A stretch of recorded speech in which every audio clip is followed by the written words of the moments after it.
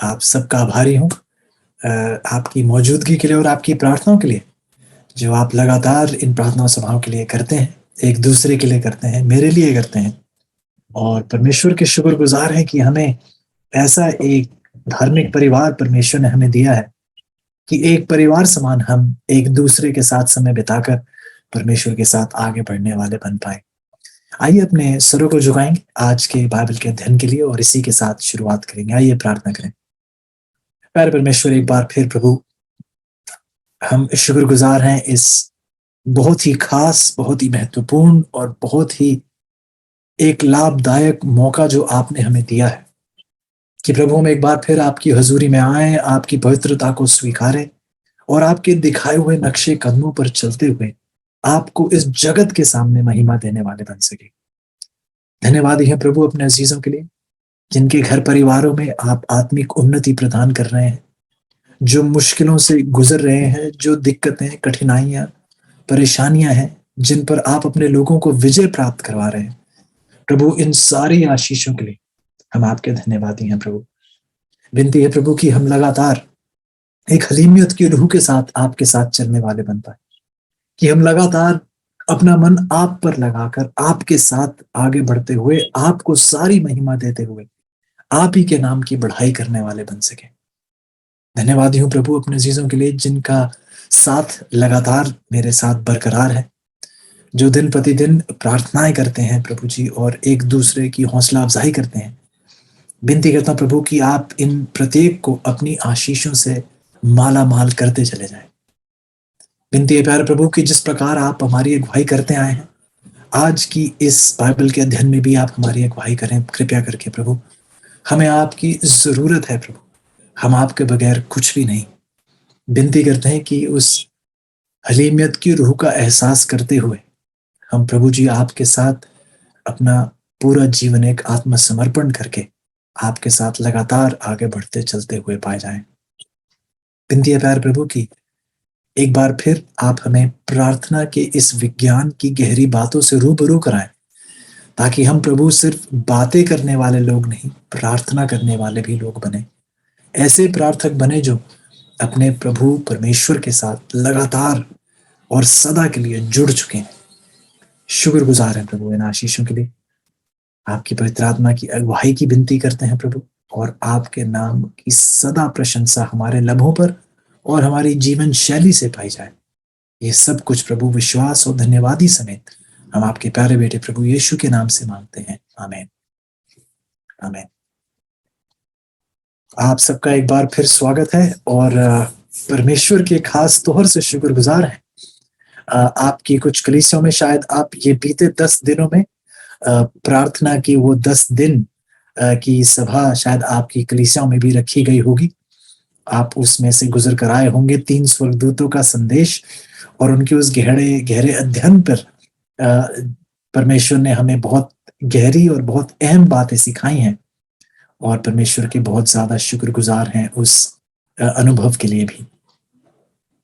आज हम अपने प्रार्थना के विज्ञान के विषय में हम आगे बढ़ रहे हैं।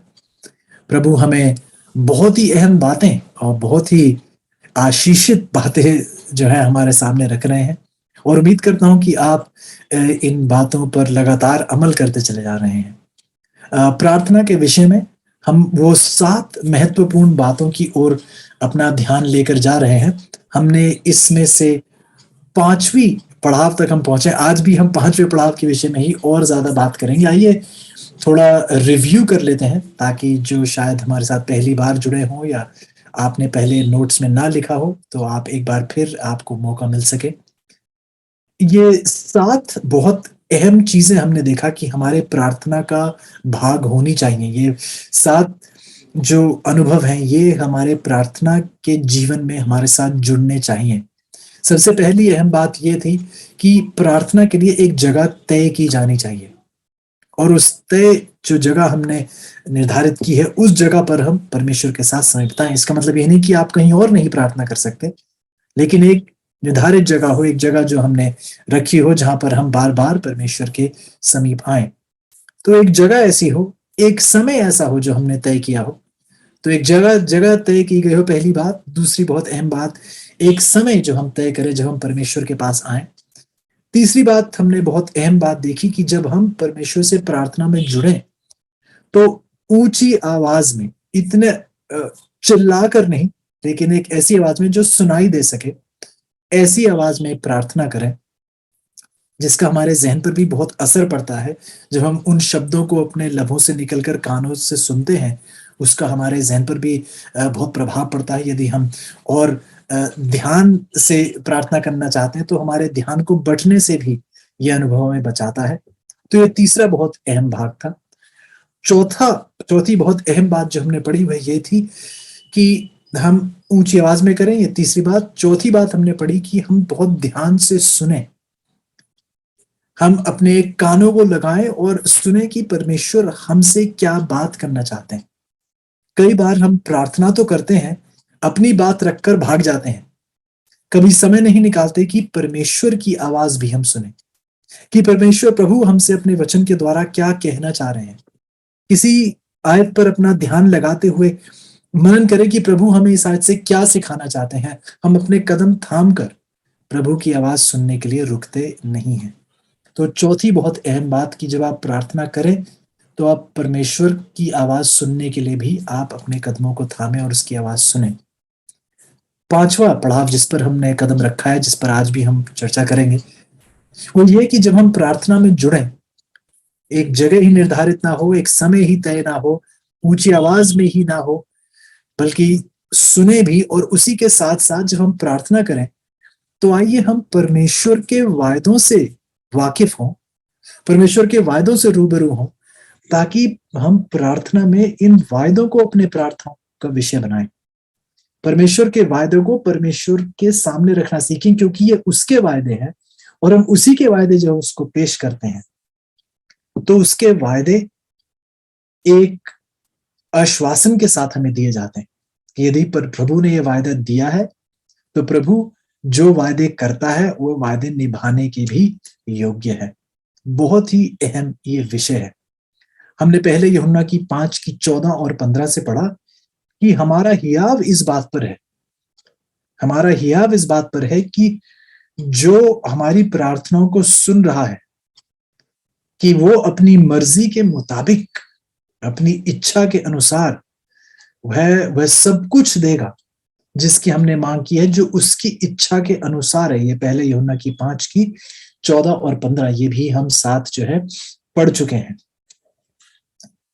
फिर अजीजों, पिछले हफ्ते यदि आप हमारे साथ थे, तो हमने पढ़ा कि प्रार्थना और विश्वास बहुत करीबी रूप से एक दूसरे के साथ जुड़े हुए हैं। एक बार फिर रिव्यू के लिए आपके सामने ये कोट रखते हैं। ये बुक एजुकेशन से है, एजुकेशन किताब से ये कोट पाया जाता है। अंग्रेजी में ये आपके सामने लिखा है, और हिंदी में भी इसका अनुवाद करने की कोशिश करेंगे कि प्रार्थना और विश्वास जो है बहुत करीबी रूप से जुड़े हुए हैं एक दूसरे से, और इन्हें एक साथ में पढ़ने की जरूरत है। फिर बहन वाइट हमें बताती हैं कि एक विश्वास की प्रार्थना में एक ईश्वरीय विज्ञान है। ये एक ऐसा विज्ञान है जो सबको जानने की जरूरत है, जो अपने जीवन के कार्य को सफल बनाना चाहते हैं। उन प्रत्येक लोगों को इस सच्चाई को, इस विज्ञान को समझना ही पड़ेगा। फिर मरकुस की 11 की 24 से बात की जाती है। आइए अपनी बाइबल को खोलेंगे, मरकुस की 11 और उसकी 24। बहुत ही एक अहम सच्चाई जो है हमारे सामने रखी जाती है। मरकुस की 11 की 24, यदि आपके पास आपकी बाइबल हो।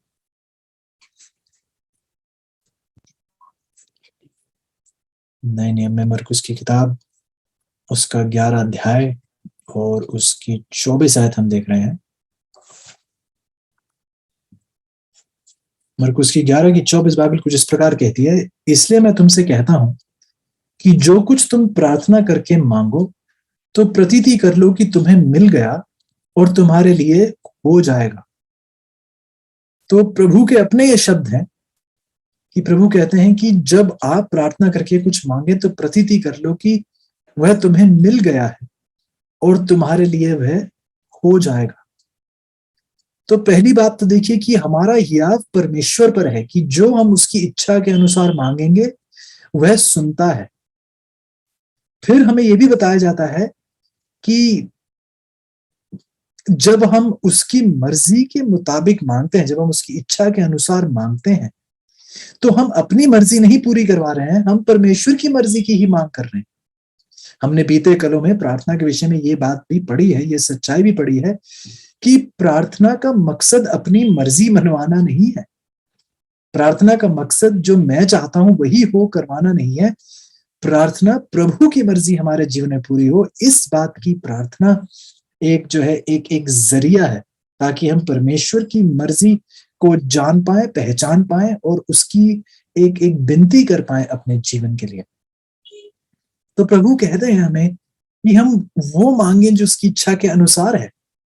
अब यदि आप उसके वचन की ही गहरी पढ़ाई में नहीं जाते, तो आप उसकी इच्छा से कैसे परिचित हो पाएंगे? यदि आपने परमेश्वर को जानना है, तो परमेश्वर के बारे में आपको पढ़ना होगा उसके वचन के द्वारा। यदि हम वचन में ही समय नहीं बिता रहे, तो हम उसकी इच्छा को कैसे जान पाएंगे और उसकी इच्छा अनुसार प्रार्थना कैसे कर पाएंगे? जिसका मतलब यही हुआ, जो परमेश्वर के वचन से वाकिफ नहीं है, वह प्रार्थना में ज्यादा मजबूती नहीं प्राप्त कर सकता। क्या आप ध्यान से सुन रहे हैं? जो परमेश्वर के वचन में नहीं समय बिताता है, वह प्रार्थना में ज्यादा सामर्थ्य नहीं पाएगा, क्योंकि तब तो फिर वह प्रार्थना में अपनी ही बातें करता जाएगा। वह जो परमेश्वर अपनी इच्छा के अनुसार बातें करने को हमें पुकार रहे हैं, उससे हम बिल्कुल ही वंचित रह जाएंगे। बहुत अहम है चीजों कि हम परमेश्वर के वचनों पर अमल करें, कि वह कहते हैं कि आप मेरी इच्छा अनुसार मांगे और वह पूरा होगा, लेकिन उसके लिए आपकी मेरी इच्छा को जानना होगा। परंतु यदि हम समय ही नहीं बिता रहे उसकी इच्छा जानने के लिए, तो फिर हम उसकी मर्जी, उसकी इच्छा को कैसे जान पाएंगे? तो बहुत जरूरी है चीजों की हम इस बात पर भी समय बिताएं। पिछले हफ्ते हमने इस बात पर भी ध्यान दिया कि कई बार जब हम प्रार्थना करते हैं, क्योंकि हम अपनी ही मांग कर रहे हैं, कई बार कुछ मुश्किल स्थिति में आ जाते हैं, किसी व्यक्ति के द्वारा हमें कुछ परेशानियां, कठिनाई मिलती है, और हमने कल पिछले हफ्ते बात की थी कि हम कहते हैं कि प्रभु आप उसके मन को बदल दें, उस व्यक्ति के मन को बदल दें, वो मेरे साथ ऐसा कर रहे हैं, वैसा कर रहे हैं। लेकिन पिछले हफ्ते हमने पढ़ा कि कई बार प्रभु किसी और के मन को नहीं, प्रभु हमारे मन को बदलने के लिए हमें प्रार्थना की ओर पुकारता है। कई बार दिक्कत किसी और की नहीं होती है, परेशानी हमारी होती है। हम बहुत जल्दी से दूसरों पर दोष लगा देते हैं, लेकिन कई बार मुसीबत, अड़चन, समस्याएं आ खड़ी होती हैं, जिसके द्वारा प्रभु हमारे चरित्र में बदलाव लाने की कोशिश में रहते हैं। और ये एक पुकार है परमेश्वर की ओर से, जैसा हमने बीते कलों में भी पढ़ा है कि हर संकट, हर परेशानी प्रार्थना का एक निवेदन है। Every difficulty is an invitation to prayer. हर मुश्किल जो आ खड़ी होती है, वह प्रार्थना के लिए एक निमंत्रण पेश कर रही है आपके सामने। तो आइए हम निराश ना हो, आइए हम बस हिम्मत ना हो, बल्कि हर उस निमंत्रण को स्वीकारें, हर मुसीबत को एक निमंत्रण के तौर पर देखें कि ये प्रार्थना का एक निमंत्रण है। तो आइए इस बात पर भी हम लगातार गौर करते रहें।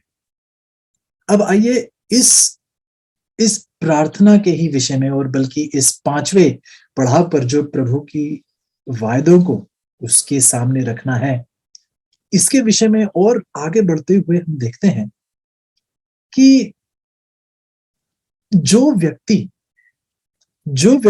प्रभु के इन वायदों को प्रभु के सामने नहीं पेश कर रहा, तो फिर वह व्यक्ति, जैसा हमने कहा, वह एक ऐसा व्यक्ति है जिसके पास कोई चेक बुक नहीं है। यदि आप बैंक के बातों से वाकिफ हैं, मैं जानता हूं कि आप मेरे से तो कई ज्यादा बेहतर होंगे बैंक के मामलों में। तो जिस व्यक्ति के पास परमेश्वर के वायदे नहीं है परमेश्वर के पास रखने के लिए, वो व्यक्ति उसी व्यक्ति की तरह है जिसे बैंक से पैसे तो चाहिए, लेकिन उसके पास कोई चेक बुक नहीं है, उसके पास कोई चेक नहीं है बैंक के सामने पेश करने। क्योंकि ध्यान दीजिएगा अजीजों कि जितने भी वायदे प्रभु ने अपने वचन में किए हैं, ये वायदे उसने अपने हस्ताक्षर के साथ हमें अपने वचन में दिए हैं। और ये हस्ताक्षर जो है उसका अपना लहू है जो उसने हमारे लिए बहाया है। हर वायदा उसके लहू के द्वारा हस्ताक्षर किया गया, हमें दिया गया है। उसने अपना लहू बहाकर इस बात को साबित किया है कि जो मैंने कहा है वह सच है, जितने मेरे वायदे हैं वह सब के सब सत्य हैं। आप हर एक वायदे पर अपना जीवन जो है उस पर बरकरार, उस पर कायम रख सकते हैं। ऐसो ये उसका जीवन जो उसने हमारे लिए बलिदान किया है, उसका नाम हर एक उस वायदे पर लिखा हुआ है, हर एक वायदा उसी के द्वारा हस्ताक्षर किया गया है। तो जिसका मतलब ये अजीजों कि ये परमेश्वर का वचन सिर्फ एक लेख ही नहीं है। ये परमेश्वर का वचन जैसे एक चेक्स की बुक होती है, जिसे चेक बुक कहते हैं, ये परमेश्वर का वचन एक वायदों की बुक है, एक वायदों की किताब है। जैसे बैंक आपको एक चेक की किताब देता है, उसी तरीके से ये परमेश्वर का वचन एक वायदों की किताब है। और यदि आपको उस स्वर्गीय बैंक से आशीषें प्राप्त करनी है, तो आपको इस बहुत ही अहम वायदे की किताब का इस्तेमाल करना सीखना ही होगा अजीजों। बहुत जरूरी है कि हम इसको पढ़ें, इस पर अमल करें, इसके बारे में ज्यादा जानकारी प्राप्त करें। यदि आप कभी बैंक गए हो, तो बैंक में हाल ही में बैंक में गया और मैंने चेक पेश किया, और मेरी माता जी का वो चेक था, उन्होंने उस चेक पर साइन किया गया था, एक रकम उसके ऊपर लिखी हुई थी। जब मैंने उस चेक को पेश किया, और आप इस बातों से मेरे सच्चे ज्यादा वाकिफ हैं, जब उस चेक को पेश किया तो जो काउंटर पर भाई बैठे थे, उन्होंने चेक मेरे को दोबारा दिया और कहा कि इसके पीछे आप हस्ताक्षर करें। अब यदि वो मुझसे हस्ताक्षर करने के लिए कहते हैं, तो इस हस्ताक्षर का मतलब क्या है? ऐसो ये हस्ताक्षर के दो मतलब है। इस हस्ताक्षर का पहला मतलब तो ये है कि जिसका नाम इस चेक पर लिखा हुआ है कि ये पैसे इसको, इस व्यक्ति को दिए जाने चाहिए, जिस व्यक्ति का नाम लिखा गया है, उस हस्ताक्षर से मैं ये साबित कर रहा हूं कि ये व्यक्ति मैं ही हूं। पहली बात तो ये। दूसरी बात, हस्ताक्षर करके मैं ये बता रहा हूं बैंक को कि ये पैसा अब आपने मुझे दे दिया है। लेकिन ध्यान से सुनिएगा, जब मैं बैंक गया तो भाई ने पहले मुझे कहा कि आप ये हस्ताक्षर करके दीजिए, अपना नंबर भी लिख दीजिए। आप जो लोग ज्यादा वाकिफ में इस बात से, हस्ताक्षर कर दीजिए और नंबर भी लिख दीजिए। तो मैंने हस्ताक्षर कर दिया, लेकिन पैसे मिलने से पहले ही उन्होंने मुझसे हस्ताक्षर करवा लिया। क्योंकि ध्यान से सुनिए, ये दूसरा कारण इस हस्ताक्षर का ये है कि ये पैसे मैंने स्वीकार लिए हैं। हालांकि मैंने अभी पैसे छुए भी नहीं है, लेकिन जब मैं चेक देता हूं तो मेरे हस्ताक्षर पहले ही पीछे करवा के ले लेते हैं, इससे पहले कि वो मुझे पैसे दें। क्योंकि वो हस्ताक्षर दो बातें दर्शा रहा है कि पहली बात तो ये कि जिस व्यक्ति का नाम इस पर लिखा गया है, जिसको ये पैसे दिए जाने चाहिए, वो मैं ही हूं। और दूसरी बात कि जो पैसों की मांग की गई है, ये पैसे अब मैंने स्वीकार लिए हैं। लेकिन यदि आप जाकर चेक दें और काउंटर पर बैठे भाई या बहन आपसे कहें कि यहां पर आप साइन कर दीजिए, और आप कहें कि नहीं, मैं साइन नहीं कर सकता, पहले आप पैसे दें फिर मैं साइन करूं, यदि आप ऐसा कहें तो आपको क्या लगता है क्या होगा? लेकिन हम देखिए कितना भरोसा करते हैं कि जब काउंटर पर बैठे व्यक्ति कहते हैं कि आप यहां चेक पर साइन कर दीजिए, उन पर भरोसा रखते हुए हम उस चेक पर साइन करके, अपना साइन और अपना नंबर पीछे लिख के उस चेक को उनको दे देते हैं। मरकुस की 11:24 देखिए अजीजों, ठीक इसी बारे में हमारे से बात कर रही है। मरकुस की 11:24 कहती कि जब आप प्रार्थना करें, जब आप प्रार्थना करके कुछ मांगे, तो प्रतीति कर लें कि वह आपको मिल गया है।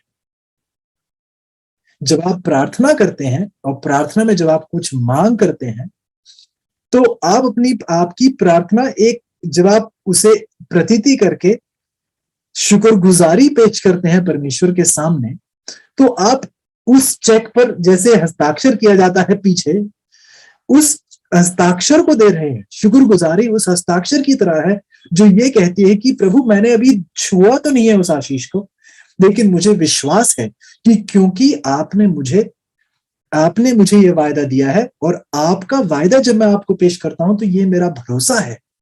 मैं शुक्रगुजारी के साथ इस चीज की मांग करता हूं, इस चीज की विनती करता हूं, क्योंकि आप अपने वायदों के पक्के हैं।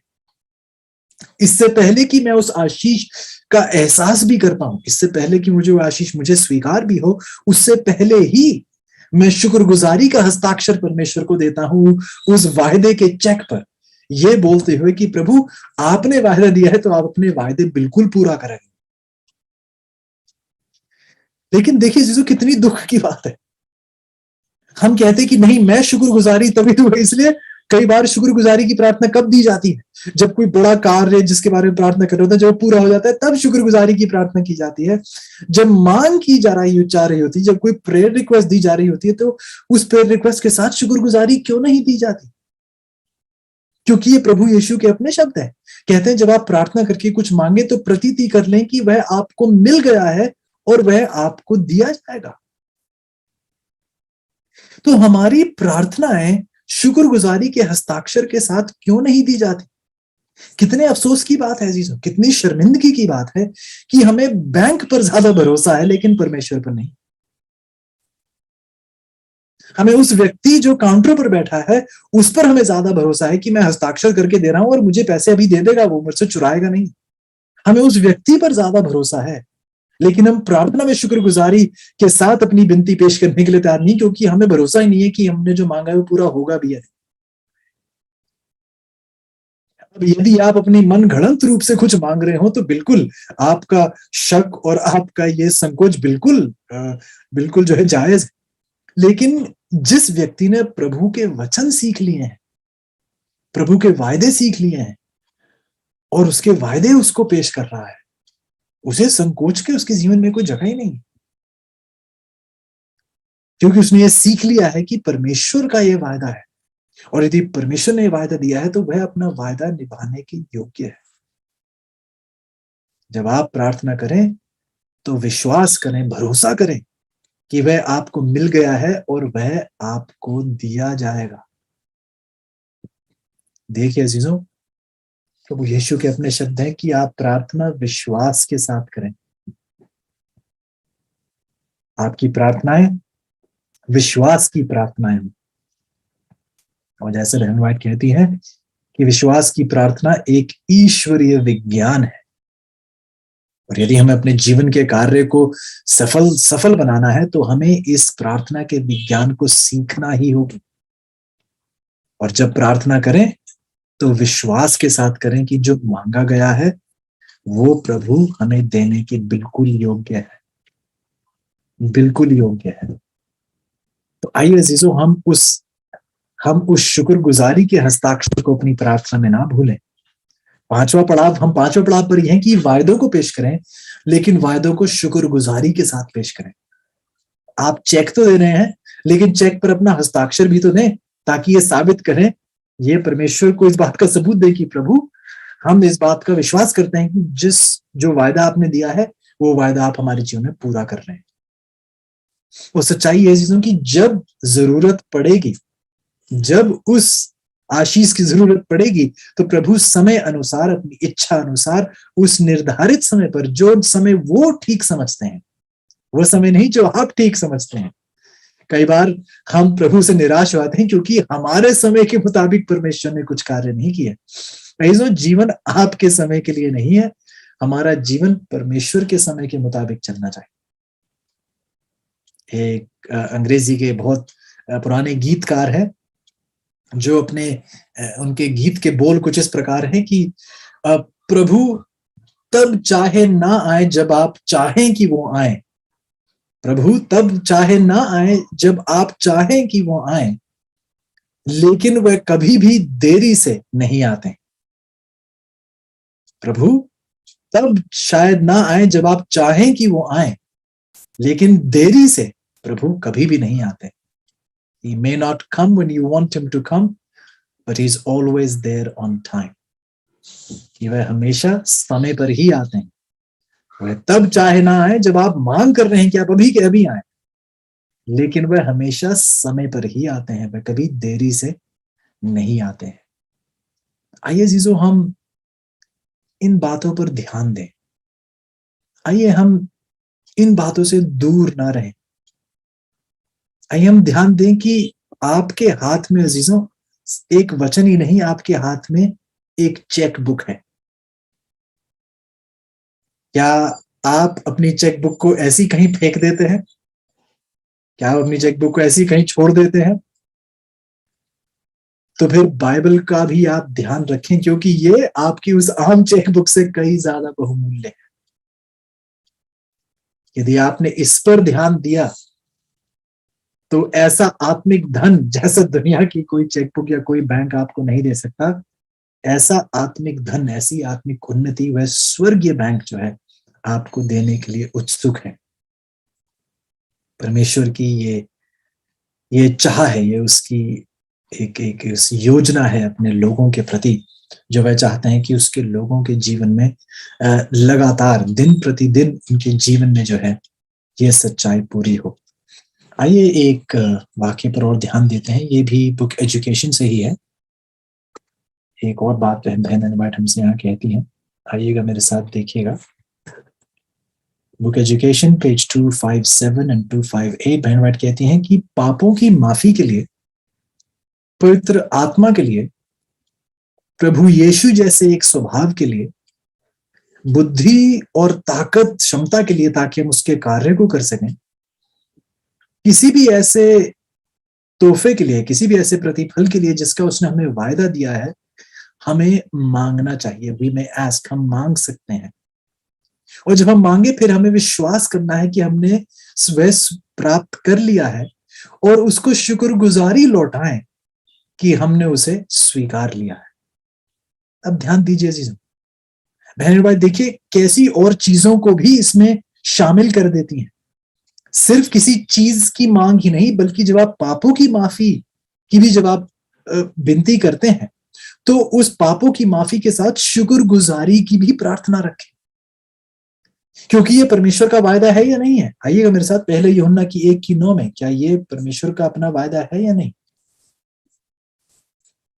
पहला यूहन्ना उसका पहला अध्याय उसकी 9वीं आयत, बाइबल क्या कहती है हमसे, 1 जॉन 1:9।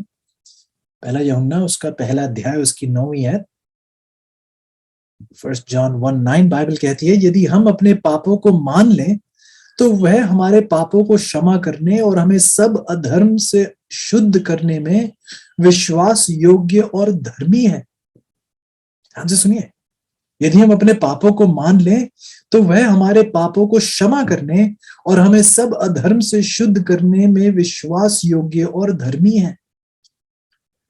तो बाइबल देखिए ये परमेश्वर का वायदा है, और उसका वायदा यह है कि वह यदि हम अपने पापों को मानेंगे तो हमारे पापों को क्षमा ही नहीं करेगा, बल्कि हमें अपने अधर्मों के कामों से भी शुद्ध करेगा।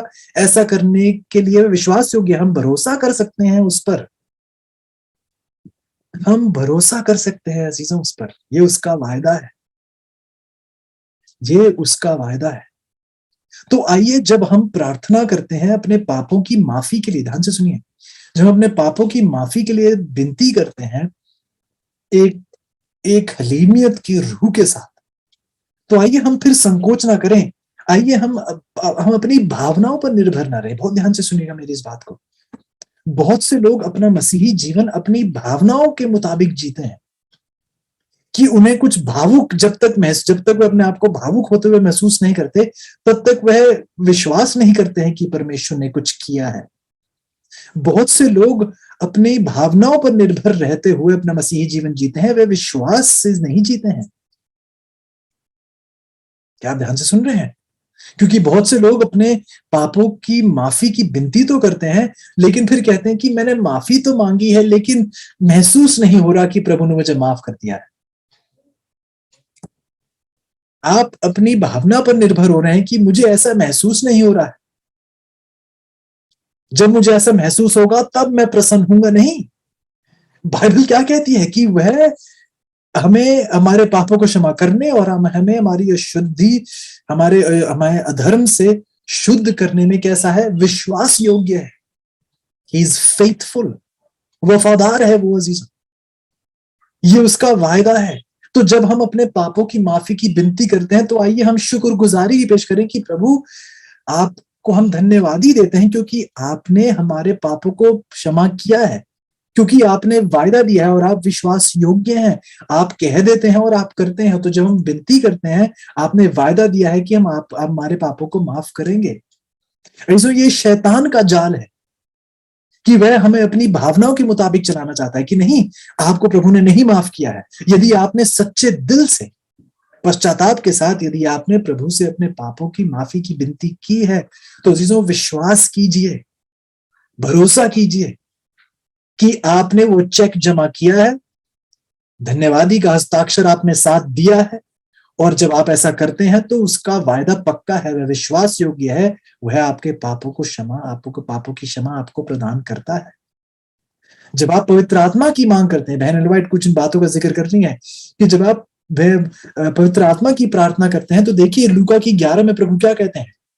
लूका की 11 में हम साथ पढ़ चुके हैं, एक बार फिर ये देखिए, ये वायदे हैं अजीजों, ये सब वायदे हैं। ये ऐसी बात नहीं है कि आप कुछ मन गढ़ंत बनाकर परमेश्वर के सामने पेश कर रहे हैं, ये तो प्रभु का अपना वायदा है। तो आइए हम उसके वायदों पर अमल करें। लूका की 11 मेरे साथ आएगा, लूक चैप्टर 11 और उसकी 13 है। लूका की 11 की 13, लूक 11:13, लूका की 11 की 13, बाइबल क्या कहती है, प्रभु यीशु के शब्द।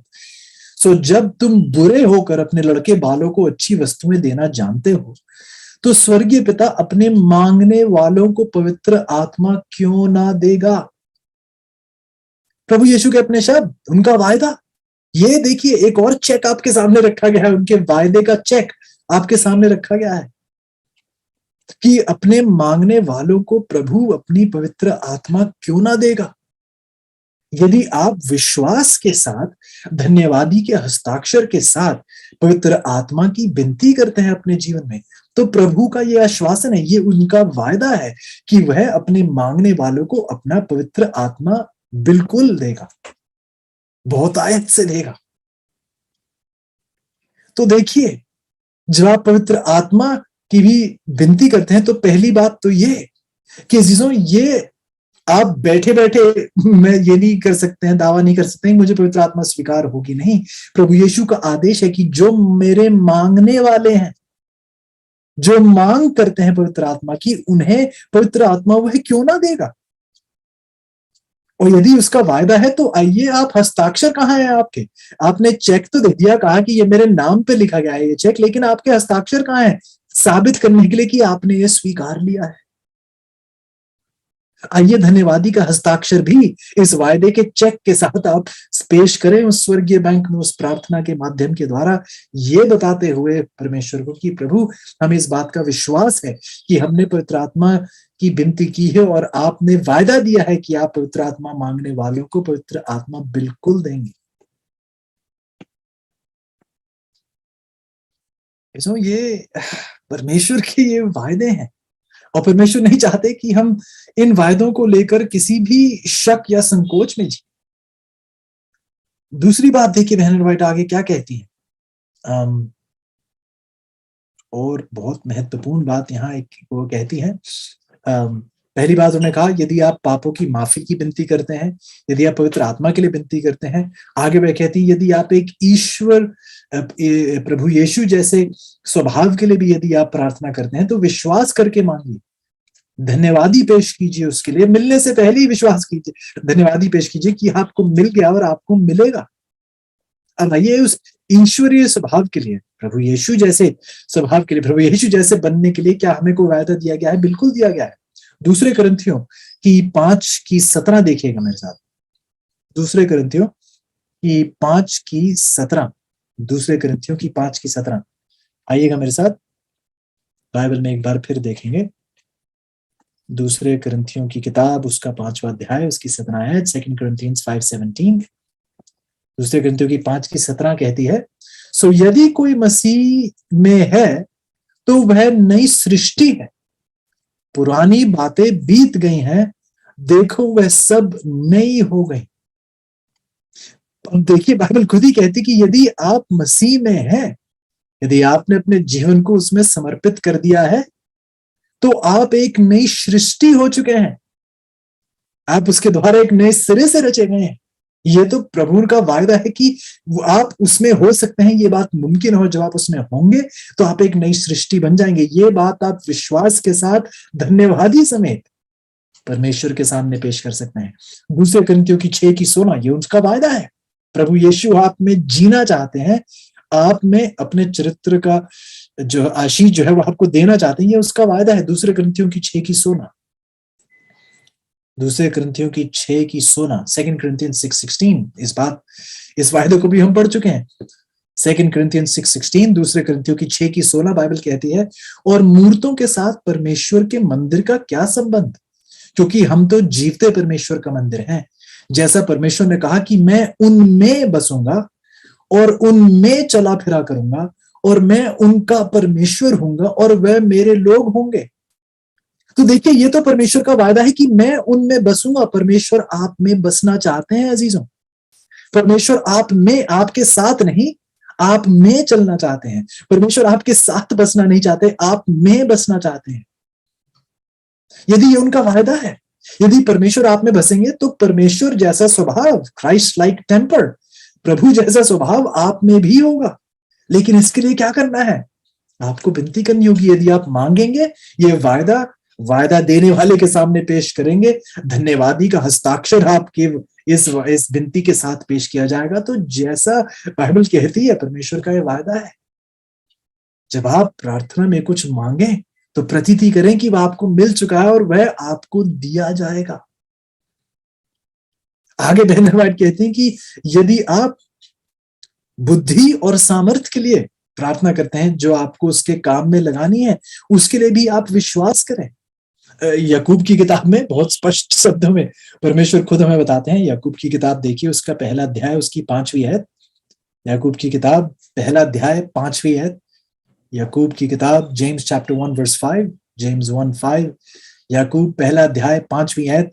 बाइबल कहती है, पर यदि तुम में से किसी को बुद्धि की घटी हो तो परमेश्वर से मांगे, जो बिना उल्हाना दिए सबको उदारता से देता है और उसको दी जाएगी। चाहे फिर मैं मेरे नौजवान अजीज क्यों ना हो, जो कॉलेज जाते हैं या स्कूल जाते हैं, यदि आपको पढ़ाई में मुश्किल हो रही है तो बुद्धि की घटी हो तो मांग कीजिए, परमेश्वर से मांगे। और ये उसका वायदा है, ये उसका वायदा है। बहुत अफसोस की बात है कि कितने सारे हमारे नौजवान अजीज हैं जो इतनी मेहनत करते हैं। मैं नहीं कह रहा कि मेहनत बुरी बात है, वह अपनी ही ताकत में इतनी कोशिश करते हैं लेकिन प्रार्थना नहीं करते हैं। और फिर कहते हैं कि मैं तो इतनी पढ़ाई करता हूं, इतनी मेहनत करता हूं, फिर भी मैं सीख नहीं पा रहा, क्योंकि ये चीजें आप अपनी कोशिश में, अपनी ताकत में कर रहे हैं। मेहनत जरूरी है, लेकिन परमेश्वर की सामर्थ्य में ही उस मेहनत का फल आपको पूरे तरीके से प्राप्त होगा। जहां परमेश्वर की बुद्धि नहीं दी गई, आप जितनी मेहनत कर लें, आप क्या समझ पाएंगे? तो यदि किसी को बुद्धि की घटी हो तो परमेश्वर से मांगे। और बाइबल में यह वायदा दिया गया है, जो बिना उल्हाना दिए सबको उदारता से देता है। अजीज, बहुतायत से बुद्धि देने वाला वह परमेश्वर है। यदि आप मांगे तो आपको दिया जाएगा। विश्वास करें, धन्यवादी उसको दें कि आपने ये स्वीकारा है। एहसास से पहले ही आप इस बात को स्वीकारें कि परमेश्वर ने जो कहा है वह पूरा किया है। आइए अजीजों, हम परमेश्वर के चेहरे पर एक मुस्कान लाएं, क्योंकि जब जब आप भरोसा दिखाते हैं उस पर, तब तब उसका मन में शायद कल्पना भी नहीं कर सकता कि तब तब उसका मन किस प्रकार प्रसन्नता से भर जाता होगा ये देखकर कि देखिए, ये अब बैंक वाले से मुझ पर ज्यादा भरोसा करने लगे। यदि हम एक दूसरे पर भरोसा करते हैं चीजें, तो परमेश्वर पर हमें उससे कई ज्यादा भरोसा होना चाहिए। आइए इस चेक बुक को अपने जीवन से दूर ना होने दें। आइए इस चेक बुक का सही फायदा, सही इसका इस्तेमाल करें, सही प्रयोग करें। आइए इस चेक बुक से आप वाकिफ हों। यदि आपके जीवन में कोई समस्या है तो उस समस्या से जुड़े हुए वायदे को ढूंढें। परमेश्वर के वचन में आपको उसका वायदा मिलेगा। उस वायदे को ढूंढें और उस परमेश्वर के सामने रखें जो वायदा देता है, वह वायदे निभाना भी जानता है। यदि ये आपकी आज इच्छा है, यदि ये आपका निर्णय है, तो आइएगा मेरे साथ, यदि हो सके घुटनों के बल आएंगे और प्रार्थना में जुड़ेंगे। आइए प्रार्थना करें।